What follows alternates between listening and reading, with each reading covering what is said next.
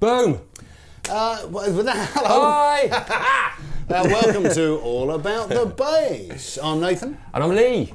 That was a terrible version of the chicken. But I figure we had to play it just cause, look, we're looking at a couple of beautiful jazz basses. And what are they, Lee? What are these jazz basses? So, we have a new addition for us at Andertons for a little while. Oh, thanks, mate. I always forget. So this is an American vintage 64 American jazz bass. So based on that year, so from 1964, only 4 years after they started making the jazz bass. So we thought we'd get, this is more of the traditional jazz, how it used to be made, compared to the most up-to-date modern American jazz bass that you can buy, which is the Elite. So I thought we'd just pop them against each other and see what we find best. Sounds like a great idea. Old versus new. That's new. That's what we're looking at here. That's it. All right. So where should we start? Should we start with this beauty? Well, should we look at the first obvious differences between the two? Yeah. This is a passive bass. It is indeed. Yes. Whereas this is an active bass. That's right. You've got 18 but volt. But it's optionally active. So you have a little switch here. So you can have it passive. That's what I had it on in that first little jam that we did. But you can also switch the active in. And that just gives you a lot more tonal possibilities. Yes, yeah. You've got 18 volt preamp in there with the brand new sort of noiseless pickups, so the version 4, generation 4 of their noiseless pickups. So electronically, tonally, that's going to be the difference there. A bit more advanced, yeah. These are sort of specially designed now, newly revoiced pickups for this particular jazz bass. So these are the 64 American vintage pickups. You'll see just the old sort of styling. I don't know if you can see right in there. You've got the little brass earthing that goes through to the bridge, which was their classic style of used to, back in the day, it sort of sets up the pickups to try and give it so more that's of what this bass is just all about. Just authenticity, right? Absolutely. Just Absolutely. Exactly as it was. You see, you've got the clay dots. Yes, clay little inlays. And apparently this was the last year that they used the clay dots inlays. So I like those. I've always been a fan of the clay dots. I do. Whereas on the Elite, you've got this sort of block inlay thing and some binding you can see up the side of the neck there. That's it. Which was kind of the 70s style, which I think this kind of evolved into. So you get to like the mid 70s But you like this, base. don't you? I do. I'm not a fan of it. You don't like the block inlays? I don't, not really. Yeah, I think on certain bases and certain colours, they just work really well. I've got a, I know, it always brings it up, but I've got a black jazz, black scratch plate, maple neck, and I think just with the black block inlays and the binding, that just sets that off really well. I think that's a really good looking bass. Okay. But equally, I love this. I love this. I fell in love with this when it came in. It's only been in here about a week, but well, it looks gorgeous, you know. it looks great. I mean, that is what a jazz bass is. You know, that's classic jazz bass, isn't it? Oh yeah, and you'll see that we actually did. We took off the ashtray cover, so this comes with your neck pickup cover, and just again back in the day how it first came out, the big chunky ashtray cover as they're called with the big Fender logo. We took this off just so you can. Well, so you can play it, basically. Because if you've got the cover on there, you imagine it comes up to here.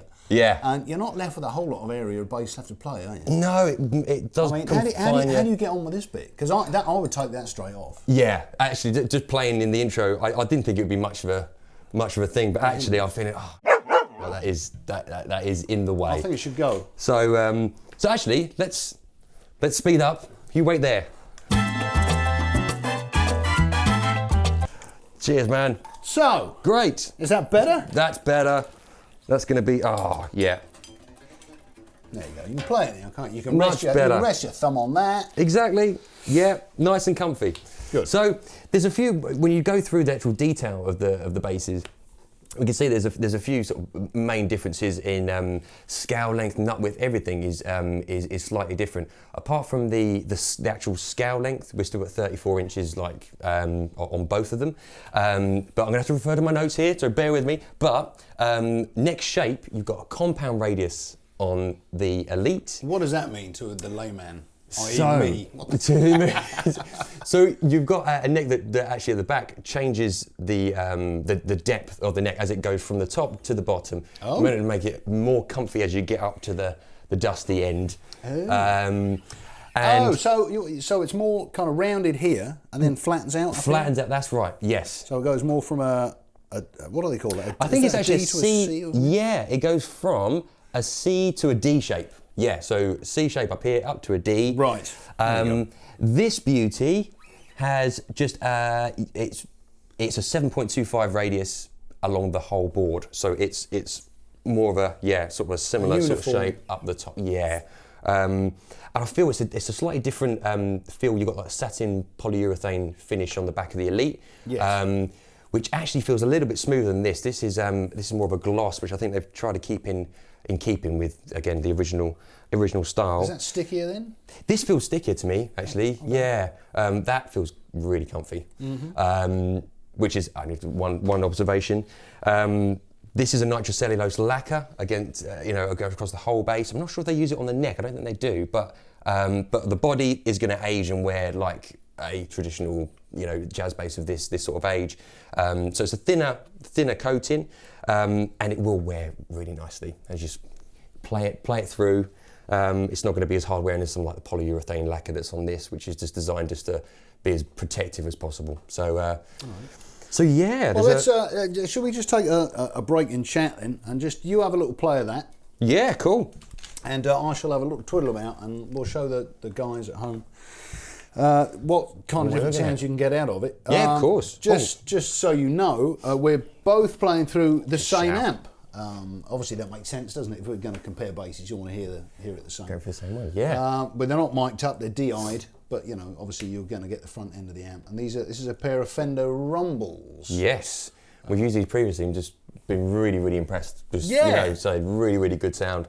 So yeah, we've got the 500, we've got the 200, but it's exactly the same controls. Yeah, it's the same front end. out. So you're gonna both basses are going to sound as if they were going through the same amp. So. Right. Nice. Then. Nice. Have a little play. We're going to start off. I think we'll start off with your back. With your back pickup. Back pickup. And we'll go through some of the tone on then. I'll move on to the front and then we'll do both. And you know how it goes. Yeah, the score. Wicked. Hit it, man.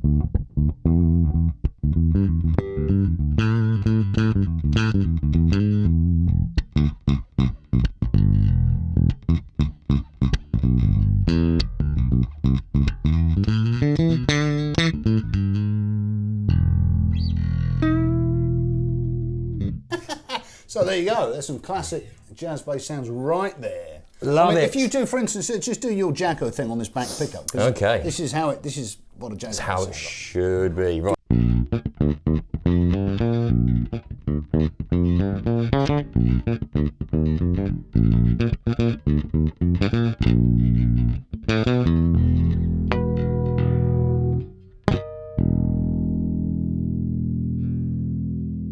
That's a right pain in the arse, that is. Oh, yeah. Cool, man. So there you go. That's your classic jazz bass sound right there. Yes, I mean, man. it's quite great. It's fairly simple. Yeah. You know, you just got 2 pickups, 2 volumes, 1 volume for each pickup, and then a tone. You know, so it's pretty straightforward. Nice and simple. Yeah, I think the main thing that really caught me when I first plugged it in, we're at the same sort of money for both of these basses, around 1,800. Okay, yeah. So just, about 20 quid in it between the two. That's not loads, is it? When you think about boutique bass, custom basses these days can be a lot more than that. So Yeah, 1,800 quid's not bad, is it? No, it's right. It's exactly right. And so the main thing that struck me, just plugging it in onto a completely flat response amp, just all at 12. Which is how these amps are set up, by the way. Yes. Everything's just absolutely flat. Absolutely. There's no jiggery pokery going on back here. No, that's it. It just sounds so big. So it's like first time I plugged it in, saw it come in the shop, like got to get a hold of that, and it just sounded massive. It actually had that sort of active low end with both pickups on that just really shocked me. I thought on something like this it would be a lot thinner, that vintage sort of more of a nasy sort of sound. Yeah.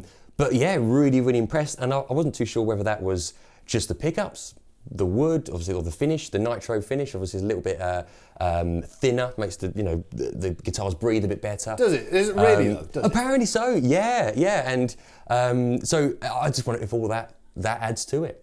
So yeah, I'll take your word for it. Yeah, man, yeah. If you reckon the varnish makes a difference, fine. Maybe, but it just had something to it that I was like, I wasn't expecting that. All right, let's get back to the comparison of these basses. Yeah. So on this new one, look, tuner-wise, how does that differ? Yes, so these are So more. look at your tunes. Yeah, these are the high ratio standard Fender tuners. These are your reverse vintage style tuners, which literally they Just where work- you'd normally work think the other way around. Yeah. Just to So confuse you. just to mess your mind up, so you can Did you swear then? a little bit. Sorry.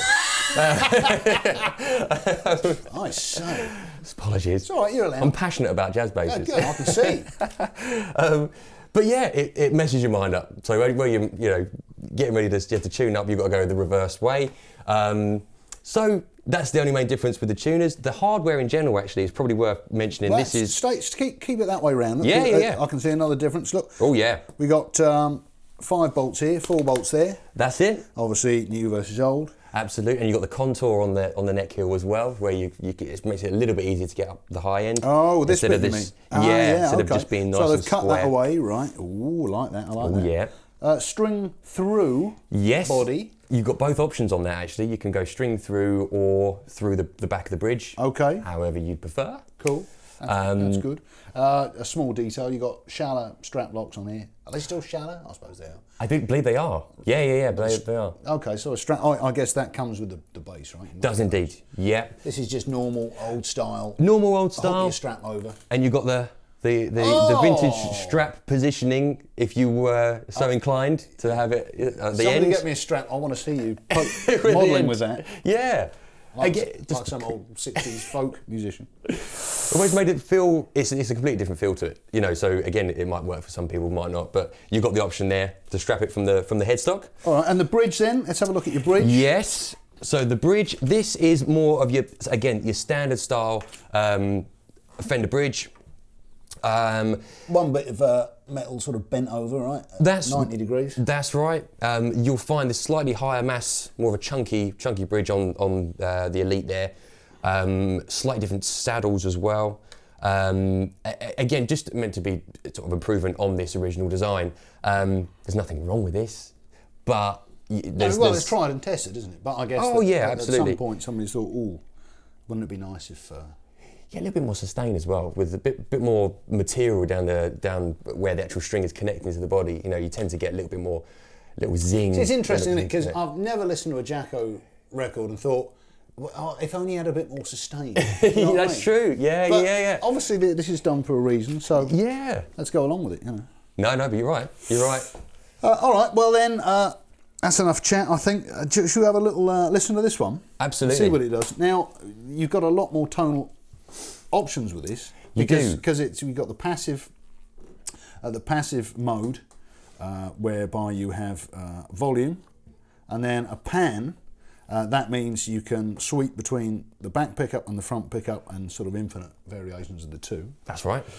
And just like a passive tone, which is the bottom bit of this. Sort like of an overall tone thing. Like you'd get on this with the... So just a passive... Basically, it's like a treble cut, isn't it? Yes, That's what yeah. It's doing. Just to warm it up. Yeah, it's rolling the top end off, right? That's it. And then you flip it over into this active mode, and then you've got like a 3-band active EQ, which is treble, bass, and just a set frequency mid. That's cut and boost there. So it's cut and boost on all of those. Yes, and just that's a right. little centre click, and then you can cut it off or wind it up. Yeah. But we'll show you. But yeah, endless possibilities. We'll start off with the passive. Start on passive, right, okay.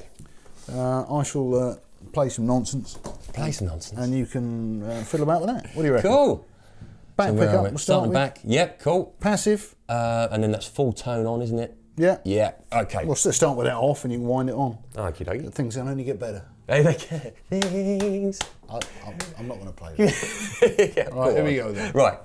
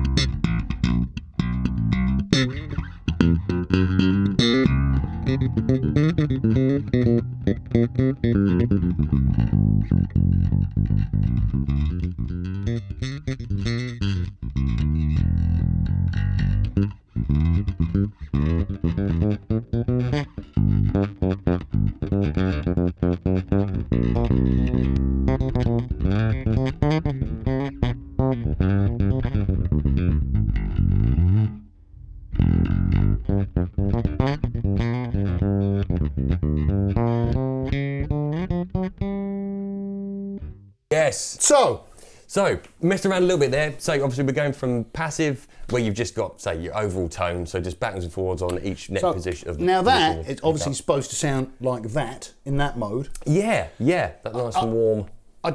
It probably doesn't sound as much like that as that does, for all the reasons that we've previously discussed. That's true. But it's going to get somewhere near it. Yes. What did you think?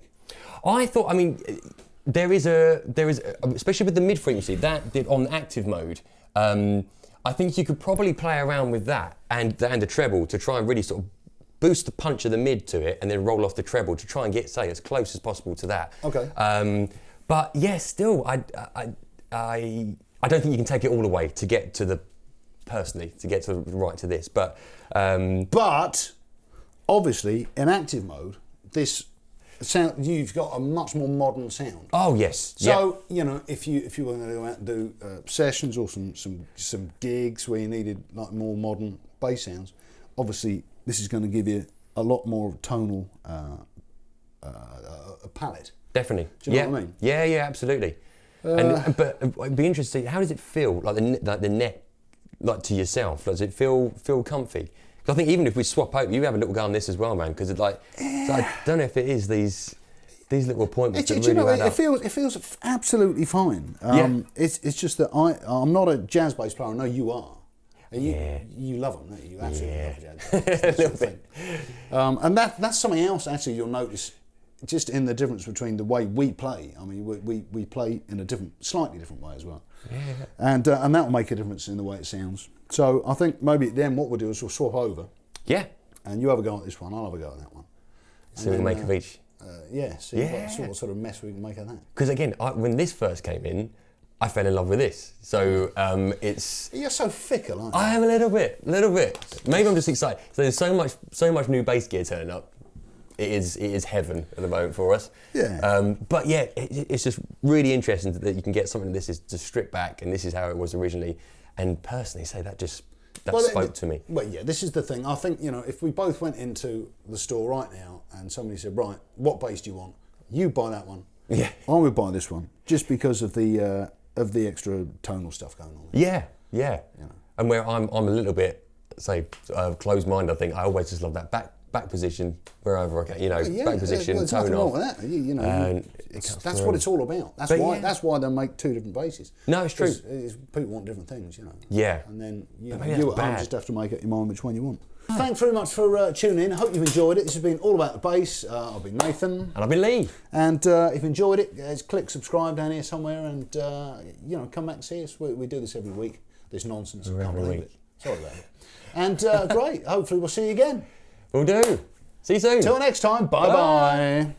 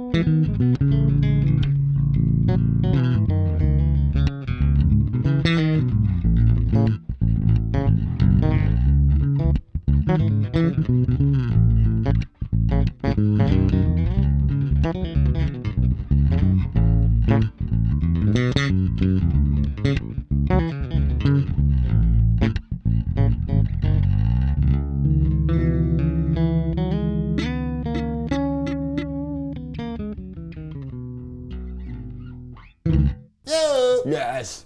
Nice one. Well done, Cool. Hey everybody, thanks for watching the Andertons Guitar YouTube channel. If you're a drummer or a keyboard player or interested in music technology, you might find one of our other channels interesting, and I'll put details of those in the description below. If you want to find out more about the products we've just featured, please click here. If you'd like to buy a t-shirt like this, please click here. If you want to watch another video on our guitar channel, click down here. And to subscribe to our guitar channel, click here. Thanks again for watching, and we'll see you next time.